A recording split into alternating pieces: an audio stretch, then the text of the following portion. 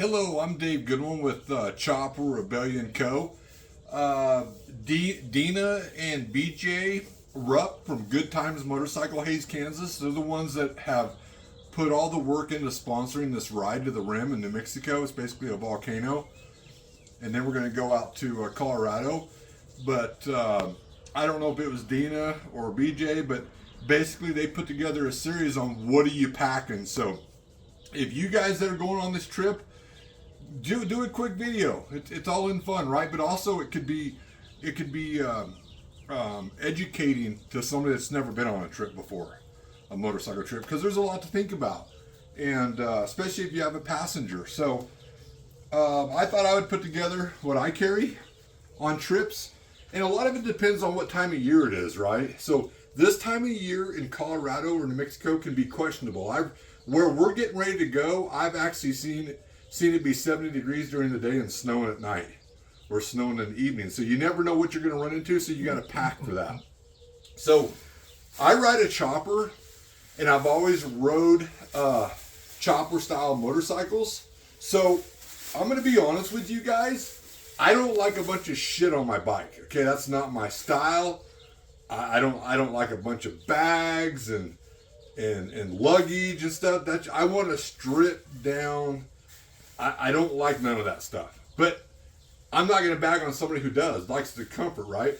I always tend to ride with somebody that has those bags. So if I got some extra stuff, maybe they have room for it. But my goal when I go on rides, and this is the same when Judy and I travel, is if it doesn't fit in this Walmart bag, I'm not taking it. And that includes my shaving kit. I call it my shaving kit. It's what my deodorant's in, my toothbrush is in. That all fits in here. So I'll carry my baking soda in case I have heartburn, in case we stop for the night and drink some beers and kind of tie one on. And I wake up in the middle of the night with heartburn. I'll have baking soda in here in a Ziploc bag. And what I typically have is the pants that I'm wearing, which I like Dickies. I'll take one pair of pants for a 2-day trip. I'll get by with these one pair. So I'll shove those in here. And my wife, she just laughs because I literally pack like this. This isn't just for show. This is how I do it. So I'll pack that. Let's see, we're gonna go for a couple days. So I got the underwear that I have on, and I got the socks that I have on, and I got a couple pair of underwear right here, couple socks, and I don't like holes in my underwear or my socks. I got some lounging shorts for the evening time when you want to just chill, and I just shove it in my Walmart bag like this. And you can see the bag starting to get full, so there's not a whole lot more I can take. Now all this will go on to a sissy bar bag, which I've always used a sea bag, which if you're in the military, you know what a sea bag is. It's kind of like a military army bag, a green duffel bag. I've always used something like that and attached it to the sissy bar. So I'll take, I got my one pair of pants, couple socks, couple pair of underwear. I'll take some Chopper Rebellion t-shirts, a couple of them. That's all I need. Because typically when I'm going somewhere, I usually buy a t-shirt. So 2 t-shirts might even be too much on a 2 or 3 day trip. Because I love t-shirts and I always end up buying one somewhere. So a couple t-shirts. So those will basically get shoved in without the hangers, of course. And you can see my bag's just about full, okay? So the gloves that I wear, I usually wear fingerless gloves if it's summertime. But I got these gloves here, and I don't know if you can see those real well. These are from the 70s. These are what my dad used when he raced motocross and flat track back in the late 60s and 70s. And I found a pair of these. They're actually made in Japan, but I wear these. They're kind of cool and retro. But I do like those Odin gloves that BJ talks about with the finger, because when you're filming like I do, that's a problem you have, is being able to reach up there and touch buttons. So, but I wear these. Now, BJ just hooked me on rain gear. I've never had rain gear before. I've always just leathered up. Call it stupid, call it dumb, call it prideful, call it whatever you want. That's just the way I've done it. And I've ridden in a lot of rain. I'm not just saying that I occasionally rode in rain. I've rode in rain for days and thousands of miles, where I've had to lift my boots up and let the water run out of the back of them. But I'm getting older. And with age comes a little bit of wisdom. And the older I get, the more comfortable I like to be. So I got some rain gear that'll get shoved in my sea bag. If it doesn't fit in there, I'll probably strap it right here to the front of my bike, which is typically where I put my leathers. But again, going back to BJ, I've always worn leathers. I have a hard time getting away from them. You know, that goes back to my family's past of racing motorcycles. You always wore leathers, right? You always prepared for the skid. Yeah, it's cool to wear leathers, right? Leathers go with motorcycles, but they're also there for a protective layer. But I'm going to be wearing a new heated jacket that I got from BJ. It's a liner. So with this, I'm questionable whether I want to wear my leather jacket. I might just wear this under a flannel shirt, because I do not like, the older I get, I don't like feeling like I got a lot of shit on me. I don't like that feeling. I don't even like it when I got a heavy winter coat on and it's kind of weighting down on me. The older I get, the less I like that. I like light jackets. So this thing is really light. It's a Gerbing heated jacket. It'll plug into my 12-volt source. So with this, I can wear whatever I want over the top of it. So I'm going to experiment with a heated jacket, something I've never worn before. So heated jacket, flannel, which I don't have out here, rain gear, you never know, but it'll be on the bike or shoved down the sea bag. There's two of us going, so there's two people's shit in the bag. If it doesn't fit in the Walmart bag, it don't go. I ride a chopper, and I don't want to carry a bunch of shit. That's just me. Also, bandana. I've always been a bandana guy. Always worn bandanas. Matter of fact, I don't wear helmets a lot. I should. But I carry a couple pair of glasses. Clear glasses for nighttime. You never know if you're going to be doing any night riding. So these will be shoved in probably a pocket or a bag. So I also have heated gloves, which I have never had before, but I have ridden a lot where my hands have been cold.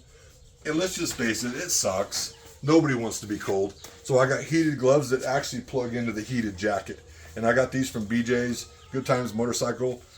And I'm excited to try them because I have had my hands frostbit. And ever since I had them frostbitten, they're really sensitive to the cold. And it doesn't take much before they start getting numb. Other than that, my wife will tell you I never leave home without a shitload of stickers. So anybody that's going on this ride for the rim ride with Good Times Motorcycle, I got a sticker for you. And a few of you guys have messaged me and I told you I'd send you some stickers in the mail. I still plan on doing that. I was waiting on some stickers. So I'll always have stickers on.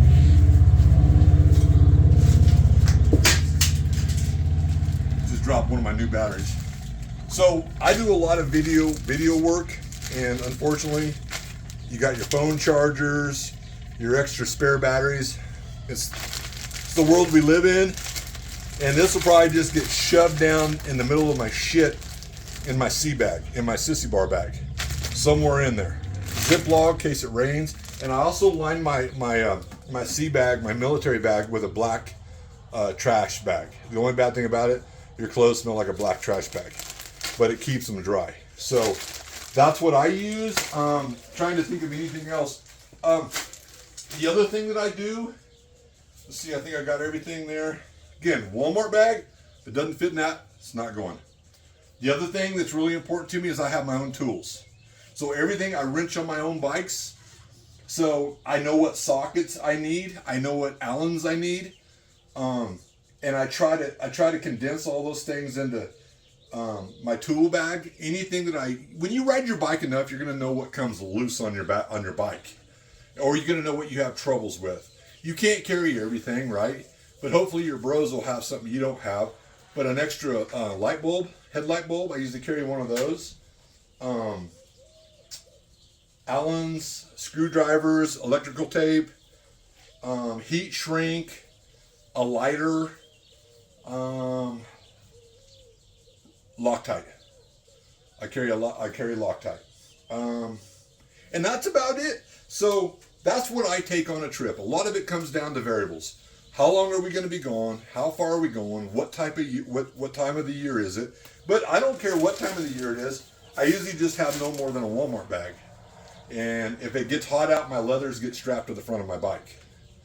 But I guess that's all I got. I just want to say, Dena and BJ, for you that don't know out there that have never set up a trip before, setting up a trip's easy. The easy part, right? Putting 2 dots on a map, figuring out point A, point B, where you're going to go. That's the easy part. The hard part is figuring out all the variables. How far are we going to ride? Are we going to go 50 miles before we stop? Are we going to go 100 miles before we're going to stop? What kind of bikes are riding with us? Can they go 90 miles? Can the rider go 90 miles without stopping and resting their ass or taking a pee? Where are we going to bed down for the evening? Is the hotel going to be prepared for the group? Is the restaurant going to be prepared for a bunch of bikes? People don't think about the effort and the work it goes into all that. So Dena and BJ, it takes people like you out there to set up these rides and inspire people to come along. And that's what this is about, right? Like, I'm not wired like that. I'm not like an organizer. That's not my thing. I spend my efforts in other areas. I'll be filming this trip, but for those people like Dena and BJ that organize this and put out Facebook posts and maps where we're going to go, all the organization, there is so much freaking work behind that. So thank you guys. We hope these videos inspire you to get out and ride. If you don't have a bike and maybe you used to ride, why don't you get back into it? This machine right here is freedom. You won't need therapy if you have one of these machines.